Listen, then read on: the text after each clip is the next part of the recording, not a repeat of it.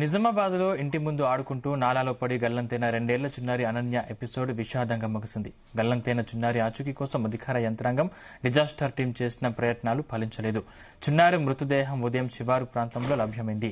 వర్ణి రోడ్డులోని ఆనంద్ నగర్లో నిన్న సాయంత్రం ఈ ఘటన చోటు చేసుకుంది. చిన్నారి అనన్య నాలాలో గల్లంతైన క్షణం నుంచి అధికార యంత్రాంగం అప్రమత్తమై పాపను సురక్షితంగా కాపాడేందుకు అన్ని చర్యలు తీసుకుంది. చివరకు నగర శివారు ప్రాంతంలో బురదలో కూరుకుపోయి పడి ఉన్న పాప మృతదేహాన్ని రెస్క్యూ టీం కనుగొంది. పాప క్షేమంగా దొరకాలని చాలా శ్రమించారు. చివరకు పాప మృతదేహాన్ని చేతుల్లోకి ఎత్తుకోవాల్సి వస్తుందని ఊహించలేదని రెస్క్యూ టీం సభ్యులు కంటతడి పెట్టుకున్నారు. దీనిపై మరింత సమాచారం మా ప్రతినిధి సాయిలు అందిస్తారు.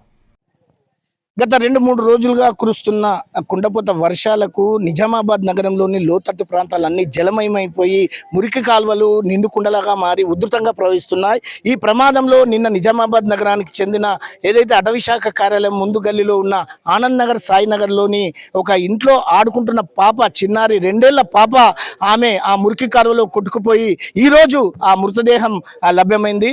రాత్రంతా ఏదైతే మున్సిపల్ అధికారులు కానీ, పోలీసులు కానీ, తర్వాత డిజాస్టర్ సంబంధించిన రెస్క్యూ టీం అంతా వచ్చి వారంతా గాలింపు చర్యలు చేపట్టడంతో ఆ వాగులో నుంచి ఏదైతే ఈ మురికాల్వ నుంచి కొట్టుకొచ్చిన పసిపాప దాదాపు కిలోమీటర్న్నర దూరంలో ఉన్న పిఎఫ్ కార్యాలయం వెనకాల ఒక ముళ్ళ కంపల్లో శవమై తేలింది. ఆ మృతదేహాన్ని స్థానికులు గుర్తించి వెంటనే పోలీసులకు సమాచారం అందించడంతో వారంతా అక్కడికి చేరుకొని ఆ బాలిక మృతదేహాన్ని బయటకు తీసి జిల్లా కేంద్ర ప్రభుత్వ ఆసుపత్రికి పోస్ట్మార్టం నిమిత్తం ఇప్పుడే పంపించారు. వాస్తవంగా మనం చూస్తున్నాం కొన్ని విజువల్స్ లో ఏదైతే ఈ ప్రాంతంలోని ఏదైతే ఆనంద్ నగర్, సాయి నగర్ ప్రాంతంలోని ఈ ప్రధాన మురికి కాలువ ఏదైతే కిల్లా ఫిల్టర్ బెడ్ నుంచి ఏదైతే వేస్టేజ్ వాటర్ అంతా, అదేవిధంగా నగరంలోని ఈ గాజులపేట ఈ ప్రాంతంలో నుంచి అంతా వచ్చే ఆ మురికి నీరంతా రెండు కలిసి ఒక ఉధృతంగా వస్తుంది.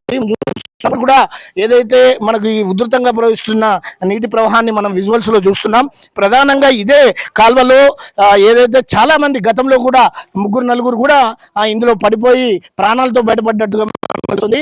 ఇంతకుముందు ఒక మహిళ కూడా పడి ఆమె చివరి క్షణంలో, ఎందుకంటే పెద్ద వయసు ఉండడంతో ఆమె బతికి బట్ట కట్టిందని చెప్పొచ్చు. కానీ చిన్నారి పాప మాత్రం మనం ఇక్కడ చూస్తున్నాం వాళ్ళ ఇంటి దృశ్యాలు. ఈ చిన్నారి పాప ఈ అరుగు మీద నుంచే ఒక గ్లాసును కింద పడడంతో ఆమె వెతుకుంటూ వచ్చి ఈ తంతెల మీద నుంచి కిందకు వచ్చేసి ఇక్కడి వరకు ప్రవహించిన ఈ నీటి ప్రవాహం అంతా ఆ ప్రవాహం ఉధృతంగా కొట్టుకుపోయినట్టు ఇగో ఈ ప్రవాహంలో ఆ చిన్నారి కొట్టుకుపోయి ఏదైతే విగత జీవిగా మారినట్టుగా మనకు తెలుస్తుంది. మనకు స్థానికులు ఉన్నారు, వారితో మాట్లాడే ప్రయత్నం చేద్దాం. అసలు ఏం జరిగింది, ఈ సంఘటన ఎందుకు జరిగింది అనేది వారి మాటల్లోనే మనం తెలుసుకుందాం. చెప్పండి, అసలు ఏంది? నిన్న వర్షం పడ్డది, బీపీ ఎప్పుడు ఇదే ప్రాబ్లం ఉంటుంది. ఇది బొడేమ చెరువు వాటర్ ఫిల్టర్ నీళ్ళు వస్తుంది. అక్కడ నుంచి మొత్తం నీళ్ళు గల్లీ మొత్తం వాదు నీళ్ళు మొత్తం ఇక్కడనే వస్తుంది.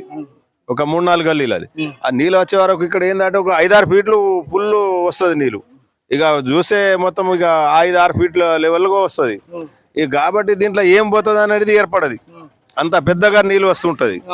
ఇక పిల్లలు స్కూల్లోకి వెళ్ళి రోజు తిరుగుతూ ఉంటారు, వస్తుంటారు, రోజు ఒక్కరు పడుతూ ఉంటారు. ఇక్కడ మోర్లలో ఎప్పుడు తీస్తూనే ఉంటాం. అదే ఉన్నది పని, అట్లా అయిపోతుంది. ఇక రోజు ఎన్ని సార్లు అని చూస్తాం మనం. చూడక నిన్న ఒక పాప పోయింది, పాపం చనిపోయింది, గలత్ అయింది. అట్లా గలంత్ అయింది. గతంలో కూడా అనేక సంఘటనలు జరిగినాయి సార్. ఒక పెద్ద ఆమె ఉండే ముసలామె, ఆమె పడింది, వారం రోజులు గవర్నమెంట్ హాస్పిటల్లో ఉంచినాము. ఆమె కొద్దిగా బతికింది పాపం. మొన్న రీసెంట్ గా ఇప్పుడు మొన్న 2 పిల్లలు పడ్డారు మోర్లనే, వాళ్ళకు కూడా దెబ్బలు తగిలినాయి. మోర్ల పడ్డ వాళ్ళు ఇక ఎంగు ఉన్నారు కాబట్టి వాళ్ళకి తీసేసుకున్నాం ఇట అనుకొని.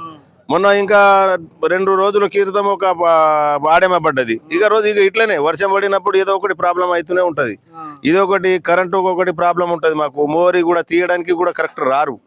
ఇక ఇది అసలు ఈ గల్లీ అంటారు, లేకపోతే ఆ గల్లీ అంటారు. వాళ్ళు వచ్చుడు మాత్రం బ్రిడ్జ్ కూడా మీరే కట్టుకున్నట్టు నేను వేసిన ఫస్ట్. అది 25 సంవత్సరం సార్ నేను వచ్చిన ఇక్కడ ఇల్లు కట్టుకొని. 25 సంవత్సరం నుంచి ఇక్కడ ఇక రావడానికి పోవడానికి బాగా ఇబ్బంది ఉంటుండే. మా పిల్లలు చిన్నగా ఉండే మోర్లా సార్. ఇప్పుడు ఏంటంటే కొద్దిగా మోరి ఇడి దాకా కట్టేసి వదిలేసి వెళ్ళిపోయారు. ఇక మీద రావడం పోవడానికి మాకు ఇబ్బంది అవుతుంది. అయితే నేను ఓన్ గా నా పైసలు పెట్టి నేను బ్రిడ్జ్ వేయించిన సార్. అది సార్ చెప్పండి, అసలు ఎందుకు ఈ ప్రాబ్లం ఎందుకు ఏర్పడి? ఏం చెప్తాం సార్, అధికారుల నిర్లక్ష్యం. ఇది అధికారులు, రాజకీయ నాయకుల నిర్లక్ష్యమే. ఎందుకంటే ఇంతగానో ఫండ్ ఎక్కడెక్కడనో పెడుతున్నారు.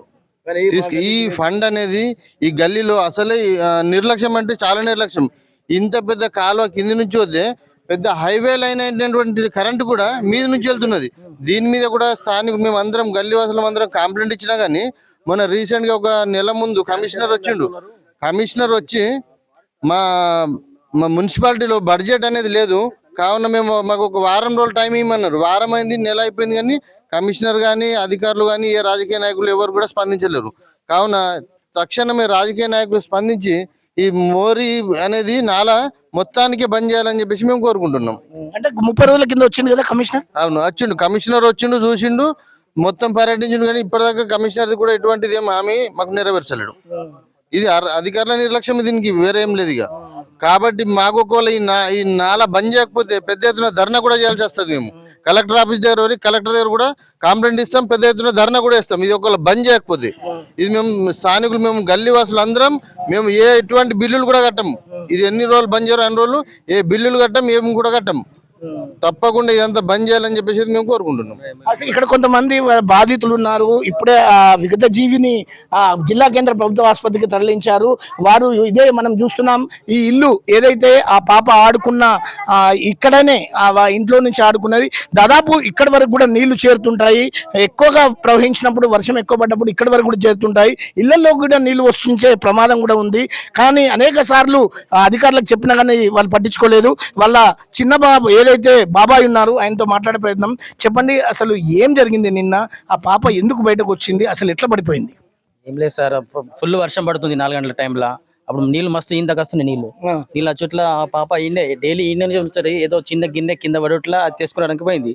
పోతే ఒక 5 మినిట్స్ కూడా కాదు, ఒక 2 సెకండ్లని లోపల ఒక అమ్మ ఉండి ఆ లోపల పోయి ఏమైనా బట్టలు తీసుకొచ్చేదాకా పాప ఇటు పోయింది తెలియదు, అటు పోయింది తెలియదు.